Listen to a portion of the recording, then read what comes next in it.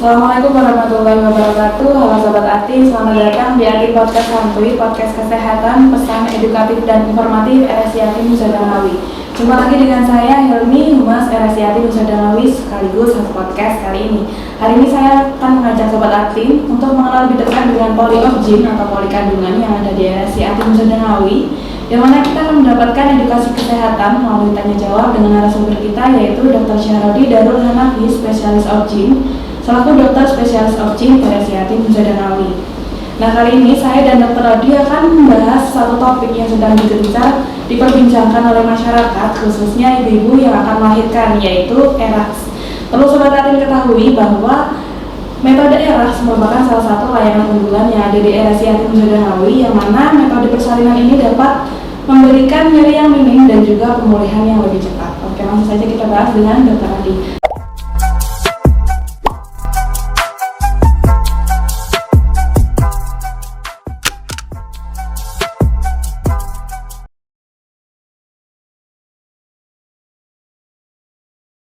Assalamualaikum dokter, gimana kabarnya dok? Baik, alhamdulillah. Waalaikumsalam warahmatullahi wabarakatuh. Sebagai intro dokter, boleh perkenalan dulu kepada Sobat Ati kita semua? Oh iya, ya baik. Perkenalkan, nama saya Dr. Syahrodi. Saya dokter spesialis di bidang kandungan, kebetulan di RSI Atin Husada Ngawi. Dokter RSI Ati Nusa Danawi memiliki layanan unggulan, yaitu metode ERAS. Bisa dijelaskan secara singkat dong metode ERAS ini apa? Ya, ERAS itu kepanjangan dari Enhanced Recovery After Cesarean. Sebenarnya metode ini adalah metode yang menggabungkan berbagai evidence base yang tujuannya untuk meminimalisir nyeri pasca operasi dan pemulihan yang lebih cepat, mobilisasi juga lebih cepat, sehingga lama perawatan di rumah sakit juga akan lebih singkat. Nah, dulu untuk metode ERAS ini sebenarnya sudah dikenalkan semenjak tahun 1997, namun pada waktu itu hanya dipakai oleh dokter bedah saja. Biasanya dipakai untuk operasi resesi sigmoid, pemotongan usus. Nah, terus seiring berkembangnya ilmu pengetahuan, ini dikembangkan untuk operasi sesar, operasi SC. Nah, untuk di Indonesia sendiri itu baru diperkenalkan semenjak tahun 2020. Jadi untuk di Indonesia sendiri ini masih ya tergolong baru, tapi sudah banyak dilakukan. ERAS ini kan sesar ya dok? Kemudian apa bedanya sesar ERAS dengan sesar konvensional? Ya, bedanya ya sesuai dengan tujuannya ya. Untuk yang ERAS itu tujuannya untuk pemulihan yang lebih cepat ya, meminimalisir nyeri, terus lama perawatan di rumah sakit juga lebih singkat. Kalau dibandingkan dengan metode yang konvensional, itu biasanya mobilisasi pasien itu bisa dilakukan 12 jam pasca operasi, dan bahkan ada yang 24 jam pasca operasi. Lah, mereka ini mobilisasinya kurang baik karena adanya nyeri. Jadi nyeri pasca operasi itu yang menghambat mobilisasi pasien, sehingga pemulihan pasien juga lebih lama, terus recovery dari usus juga lebih lama perawatan di rumah sakit tentunya juga otomatis lebih lama. Berbeda dengan metode ERAS. Metode ERAS ini bahkan 1 jam setelah operasi pasien sudah bisa duduk, bisa jalan, seperti itu. Yang menyebabkan metode ERAS ini bisa meminimalkan nyeri apa ya dok? Ya, jadi yang perlu saya garis bawahi adalah metode ERAS ini tidak menghilangkan nyeri ya. Ini hanya untuk meminimalisir nyeri, dan nyerinya itu berhasil ditekan signifikan dibandingkan dengan metode yang konvensional. Nah, apa-apa yang menyebabkan kenapa kok nyerinya itu bisa minimal, itu yang perlu diketahui adalah nyeri itu sebenarnya tidak berasal dari respon saraf aja, akibat dari kerusakan organ atau kerusakan jaringan karena sayatan di operasi, namun juga kondisi psikis pasien itu juga ikut mempengaruhi, kenyamanan pasien juga ikut mempengaruhi, terus kekhawatiran pasien juga itu ikut mempengaruhi. Ya, jadi maka dari itu yang perlu kita lakukan tidak hanya dengan obat-obatan saja, jadi perlu edukasi kepada pasien tentang prosedur jalannya ERAX, terus diberikan pemahaman kepada pasien apa itu ERAX. Lalu yang perlu kita lakukan juga kalau misal di metode yang konvensional itu sebelum dilakukan operasi kan harus puasa dulu untuk pengosongan lambung. Nah, supaya pasien itu lebih nyaman, kita usahakan untuk puasa itu cukup 2 jam. Kalau dibandingkan yang konvensional itu hingga lebih dari 8 jam. Nah, untuk ERAX itu kita usahakan 2 jam saja, sehingga pasien masih merasa nyaman, tidak terganggu oleh perut ya. Nah, terus tidak hanya di situ aja, jadi pada saat operasi juga perlu kita pertimbangkan keadaan suhu ruang.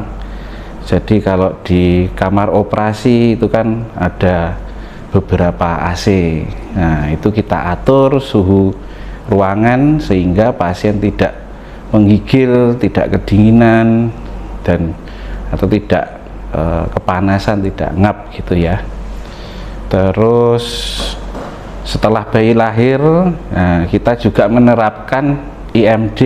IMD itu inisiasi menyusui dini. Inisiasi menyusui dini itu pemberian ASI segera setelah bayi itu lahir. Nah, sehingga harapannya adalah bayi itu bisa mendapatkan kolostrum dari tetesan pertama ASI itu tadi. Kedua, ibu juga bisa langsung melihat bayi. Nah, di situ ibu akan merasakan senang karena melihat bayinya yang baru lahir. Nah, itu juga akan mempengaruhi mood ibu. Nah, di samping itu bayi juga mendapatkan kehangatan dari sentuhan ibu, skin to skin, seperti itu. Nah, setelah operasi juga ada lagi, kita bantu pasien untuk memobilisasi.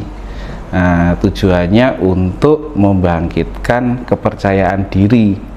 Jadi biasanya orang awam atau pasien setelah operasi itu ada kekhawatiran untuk mobilisasi karena ketakutan setelah operasi. Nah, kita bangun kepercayaan diri itu, kita bantu untuk mobilisasi pelan-pelan, duduk, habis itu kita bantu jalan sehingga pasien itu merasa pede, merasa percaya diri untuk mobilisasi. Nah, dengan harapan setelah itu penyembuhan juga akan cepat, seperti itu. Baik, berarti selain dari tindakan memang juga dibantu dengan edukasi kesehatan gitu ya, Dok? Iya, psikis itu juga penting. Kemudian dokter, apakah semua pasien yang akan melakukan persalinan boleh melakukan metode ERAX ini, Dok? Ya, untuk persalinan yang perlu digarisbawahi adalah tidak lantaran adanya ERAX ini terus semua pasien kita operasi, itu enggak ya. Jadi operasi itu yang pertama kali adalah harus sesuai dengan indikasi kenapa pasien itu harus dilakukan operasi. Kalau tidak ada indikasi, maka tidak akan kita lakukan operasi. Nah, kalau pasien ini ada indikasi operasi, baru kita berikan pilihan konvensional atau yang ERAX ya, seperti itu. Nah, kasus-kasus apa aja yang bisa dilakukan ERAX dan yang tidak dilakukan ERAX? Sebenarnya sebagian besar kasus itu bisa dilakukan ERAX dengan syarat prosedur ERAX itu bisa dilakukan. Nah, prinsipnya adalah itu. Nah, yang tidak bisa dilakukan yang bagaimana? Contohnya adalah yang terjadi perdarahan, misal terjadi perdarahan sehingga mengancam jiwa ibu dan bayi. Nah, keadaan seperti itu kan harus kita lakukan operasi secara cepat ya. Bahkan tidak boleh lebih dari 30 menit. Nah, keadaan seperti itu yang tidak memungkinkan dilakukan prosedur ERAX karena operasinya harus cepat, tindakannya harus cepat, seketika itu juga harus dipersiapkan untuk menolong jiwa ibu dan bayi apabila terjadi perdarahan banyak. Nah, selanjutnya yang kemungkinan kegagalan besar itu mungkin pada kasus-kasus macet ya, misal sudah pembukaan lengkap. Nah, sudah pembukaan lengkap ternyata tidak lahir juga itu banyak sebabnya. Contohnya mungkin ibu sudah kelelahan, jadi dari awal sudah lelah, tidak kuat mengejan, lelah sehingga bayi itu tidak lahir. Nah, keadaan seperti itu yang resiko kegagalan ERAX-nya besar. Nah, kenapa? Karena itu tadi ada kondisi psikis yang mempengaruhi. Jadi pasien yang pertama tidak dipersiapkan untuk ERAX. Kedua, dia sudah mendapatkan nyeri yang hebat dari kontraksi. Ketiga, dia sudah merasa khawatir, terus pikirannya sudah kalau ibu yang mau melahirkan itu udah yang keadaan kayak gitu, udah pikirannya sudah ndak ini lagi, sudah kemana-mana. Jadi nah, itu yang bisa menyebabkan kegagalan ERAX ya. Maka dari itu, karena resiko kegagalannya itu besar, kita tidak mempertimbangkan untuk dilakukan ERAX. Nah, sekarang yang bisa dilakukan ERAX itu yang keadaan-keadaan yang tidak emergensi. Misal panggulnya sempit, tidak bisa lahir dengan normal. Nah, maka kita kan harus merencanakan operasi. Nah, operasinya tidak emergensi sehingga kita bisa mempersiapkan segala sesuatunya untuk kebutuhan ERAX, prosedur ERAX. Nah, itu bisa. Intinya pada pasien emergensi yang membutuhkan penanganan cepat dan mengancam ibu dan bayi, itu tidak bisa dilakukan ERAX. Kita lanjut ke pembahasan rangkaian dari metode ERAX ini ya, Dok. Mulai dari praoperasi, apa saja persiapan yang harus dilakukan pasien, Dok, sebelum tindakan? Praoperasi untuk ERAX ya, sebenarnya ERAX dengan yang konvensional itu ya tidak jauh beda. Apalagi kalau misal umumnya untuk ibu mau melahirkan, itu persiapannya sebenarnya tidak jauh beda. Jadi mungkin saya jelaskan secara umum dulu ya. Jadi persiapan untuk ibu hamil sebaiknya ketika seorang ibu sudah mengetahui bahwa dirinya dalam kondisi hamil, itu sebaiknya mulai mempersiapkan jaminan kesehatan sosial bagi yang ingin memakai. Mungkin bisa dengan BPJS atau asuransi, atau kalau misal tidak mau menggunakan keduanya, dia dipersiapkan finansial dan ingin melahirkannya di mana. Nah, persiapannya awal itu. Lalu setelah itu harus persiapan edukasi dan pengetahuan tentang kehamilan itu sendiri. Jadi sebaiknya selama hamil, ibu hamil itu memeriksakan atau antenatal care ya, memeriksakan kehamilannya sebulan sekali selama hamil, atau paling tidak selama hamil itu melakukan pemeriksaan sebanyak 8 kali. Nah, di awal-awal kehamilan itu juga perlu dilakukan screening, mungkin dengan pemeriksaan darah, pemeriksaan urin, sehingga kita tahu ibu itu dalam kondisi apa, misal gula darahnya tinggi atau kekurangan darah atau kekurangan zat besi. Nah, kita bisa perbaiki lebih awal.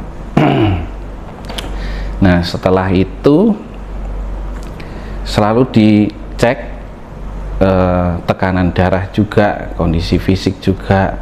Nah, lalu biasanya kalau ibu hamil itu mulai mendekati melahirkan atau melahirkan di usia sekitar 40 minggu. Nah, sebaiknya juga persiapan itu untuk rawat inap ya, untuk rawat inap itu sudah disiapkan di minggu-minggu sebelum 40 minggu itu. Mungkin bisa dilakukan di umur kehamilan 37 minggu.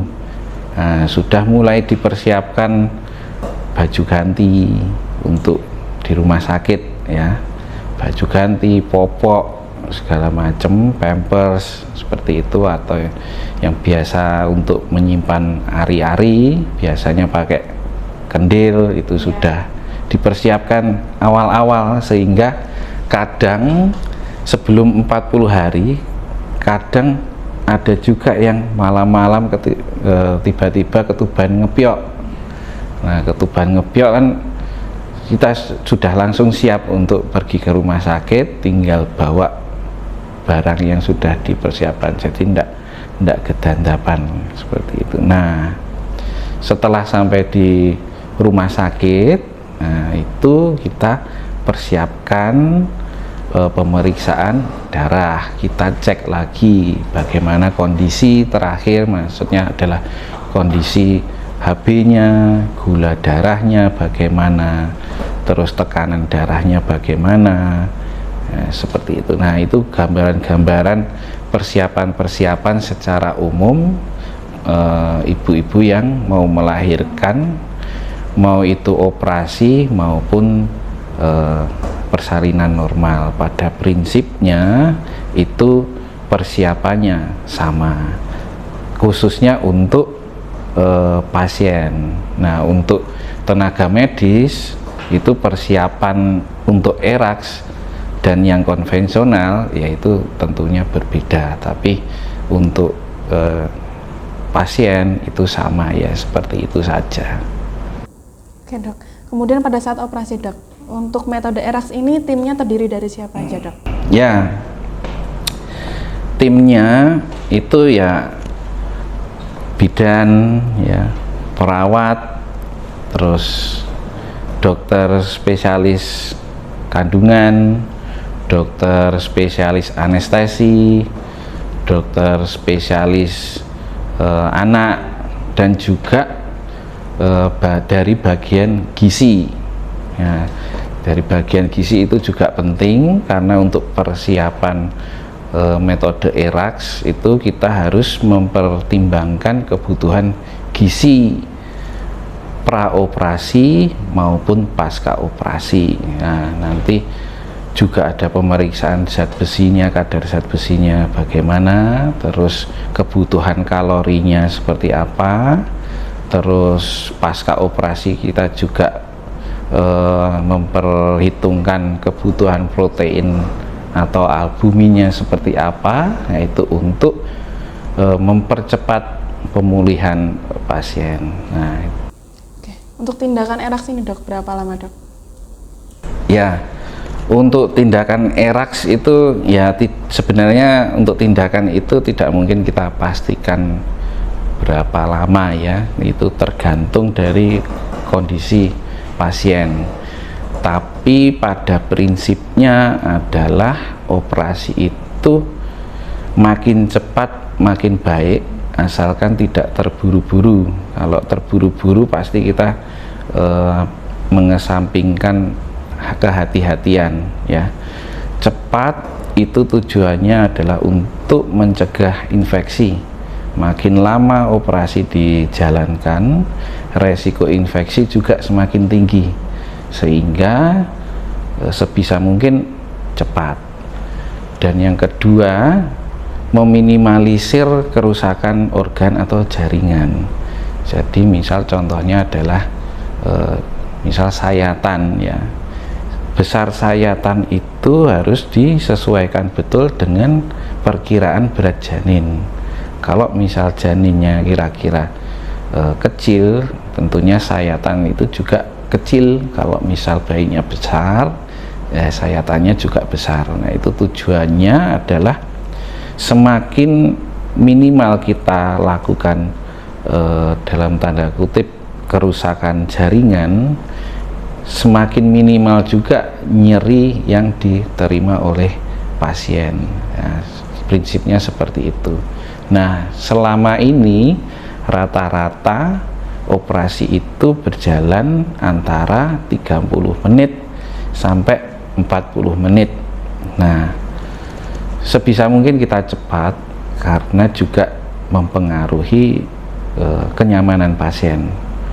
Pasien kan orang awam ya, di dalam operasi, di dalam ruang operasi kan udah ketakutan ya, apalagi dengar bunyi tidur, nah itu kadang nadinya terus jadi naik. Nah itu untuk mempertahankan kenyamanan pasien ya, sebaiknya operasinya dilakukan cepat asal hati-hati, tidak terburu-buru ya. Itu biasanya dokter? Biosnya setengah. Ya, biosnya setengah. Kalau total itu kan tidur ya, ditidurkan. Kalau ini setengah, jadi si ibu tetap dalam keadaan sadar, bisa berkomunikasi ya. Ya, itu tujuannya supaya nanti bisa kita lakukan IMD, inisiasi menyusui dini. Jadi setelah bayi lahir, nah, bayinya dibawa ke ibunya. Nanti ibu melihat bayinya, wah, dengar suara tangisannya, wah pasti seneng banget. Udah lupa yang namanya ketakutan, itu sudah lupa. Oke. Lalu dok, setelah tindakan ini berapa lama pemulihan pasca ERAX, dok? Ya, itu tadi ya, pemulihan pasca ERAX. Jadi setelah dilakukan operasi, kita latih ya, kita bantu ibu untuk mobilisasi paling tidak 1 atau 2 jam setelah operasi.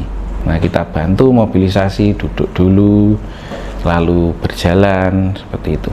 Nah, terus lama perawatan di rumah sakit, nah itu rata-rata, bukan rata-rata ya, selama ini itu 1 kali 24 jam. Nah, 1 kali ya mirip-mirip one day care, tapi tidak bisa kita sebut one day care ya. 1 kali 24 jam untuk pengawasan, misal tidak ada komplikasi, misal mual muntah atau gangguan di usus, seperti itu biasanya gangguan-gangguannya. Nah, ini kalau misal tidak terjadi apa-apa, terus pasien tidak mengeluh pusing, semuanya bagus, ya sudah, nanti perawatan dilanjutkan rawat jalan gitu. Ada efek samping enggak, dok? Efek samping sebenarnya sama ya, seperti operasi-operasi yang konvensional, tidak ada bedanya. Tidak ada beda antara ERAX dengan yang konvensional. Karena kita hanya merubah ini pengobatan dan prosedur-prosedurnya saja.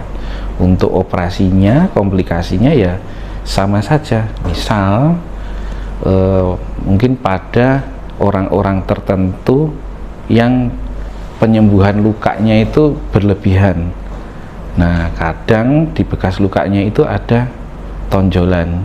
Nah, itu akibat dari penyembuhan luka yang berlebihan. Biasa kita sebut keloid.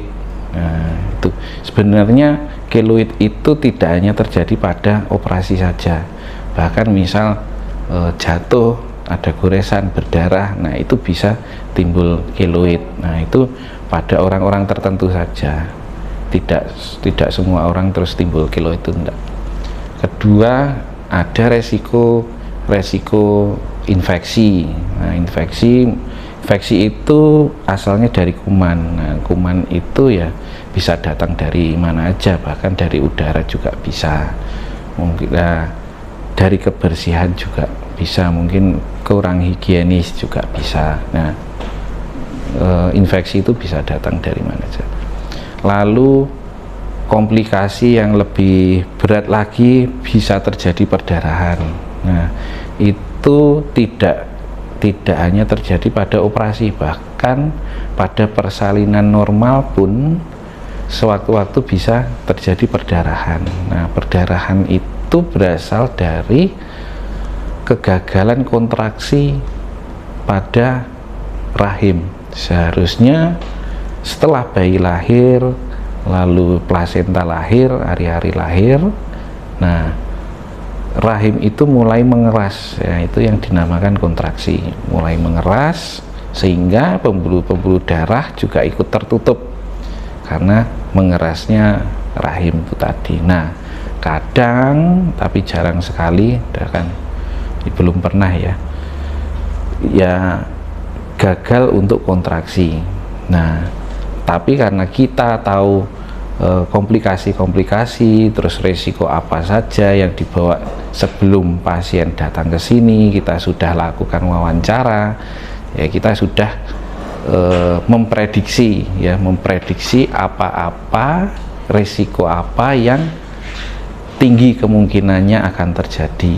Nah, sehingga kita lakukan pencegahan dengan obat-obatan, mungkin apabila ini pasien dengan risiko tinggi perdarahan, dengan risiko tinggi tidak bisa kontraksi misalnya, kita lakukan pencegahan dengan pemberian obat-obatan. Jadi tidak menunggu perdarahan dulu baru kita beri obat. Nah, kita beri obat dulu supaya hal-hal yang tidak diinginkan tidak terjadi.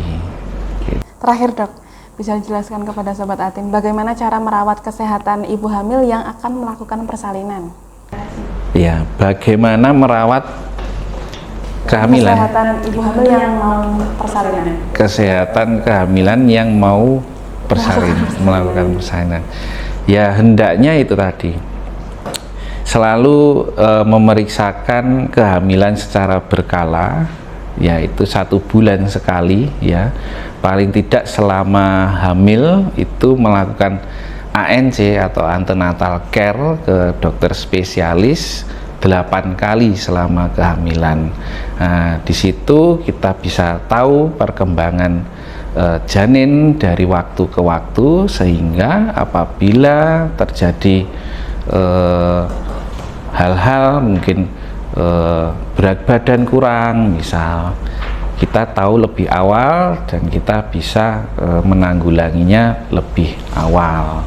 Lalu pasien juga dapat mengetahui pengetahuan tentang kehamilan, kesehatan kehamilan, apa aja yang perlu dilakukan selama hamil, terus nutrisi apa saja yang perlu dikonsumsi selama hamil, seperti itu. Dan juga untuk mempertimbangkan metode persalinan pada kehamilan, karena karena sudah memeriksakan dari awal sehingga kita tahu oh ini bisa normal atau oh ini tidak memungkinkan untuk dilakukan persalinan normal. Nah, karena itu kita sudah prepare dari awal sehingga persalinannya dengan persiapan gitu. Baik, apabila Sobat Atin akan berminat melakukan persalinan dengan metode ERAK, silahkan memeriksakan diri ke dokter spesialis obgyn dan lakukan konsultasi terkait tindakan. Kemudian bagi Sobat Atin yang ingin berkonsultasi terkait obgyn, silahkan berkunjung ke RSI Atin Husada Ngawi. Dr. Syahrodi Darul Hanafi, spesialis obgyn, memiliki jadwal praktik hari Senin sampai Sabtu pukul 8 hingga 10 waktu Indonesia Barat. Sampai jumpa di Atin Podcast Santuy selanjutnya.